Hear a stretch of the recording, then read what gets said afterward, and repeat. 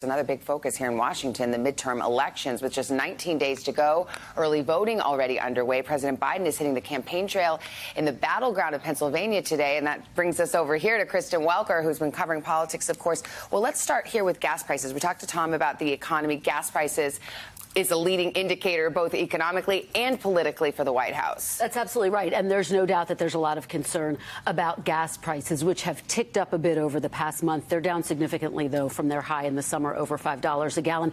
Yesterday, President Biden announced they're releasing another 15 million barrels from the Strategic Petroleum Reserve. But look, this is really the tail end of an announcement that was made several months ago to release 180 million barrels. And Savannah, it's not clear it's going to have a big impact on gas prices.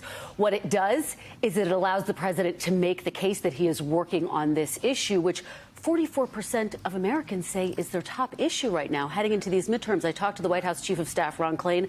What's the first thing he does every morning? Check gas prices. And it underscores, Savannah, the fact that what happens in November could very much be determined by the price at the pump. Yeah, because it's something that absolutely everyone feels, and it's a ripple through the economy. Let's talk about the issue of abortion. Democrats thought they had a lot of momentum with that issue right on the heels of the Dobbs decision in June.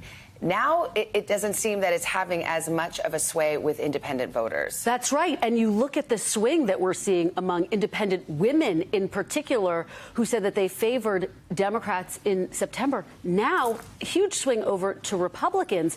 You saw abortion as an energizing factor in races in Kansas, in special election in New York, in the primaries. But I think Democrats are concerned that they need to be having a broader appeal. You saw President Biden talking about the issue of abortion earlier this week. He said, remember basically the outrage that you felt on the day that Roe v. Wade was overturned, trying to turn back the clock in essence, Savannah. But there's a real awareness, and I think a message from the White House. Yes, we need to talk about abortion, but we need to talk about issues including the economy and crime that voters care about in this election cycle, too. So that's why the president's going to be in Pennsylvania talking about infrastructure today, for example. Yeah, the polls have shown that the Republicans appear to have some momentum going into these midterms. The control of the Senate, control of the House is on the table. Pennsylvania, where the president will be today, is a key Senate race, and it's tight. It's very tight. It's basically a statistical dead heat, Savannah. And what's notable about the president's stop in Pennsylvania today, he's going to be talking about infrastructure. And here you can see these polls between John Fetterman and Dr. Oz. He's going to talk about infrastructure and then hold a fundraising event with John Fetterman. So not the typical rally that you would usually see a president hold in these closing weeks of a campaign. Why? Well, his approval ratings are low, and I think a lot of Democrats are concerned that he will hinder them instead of helping them.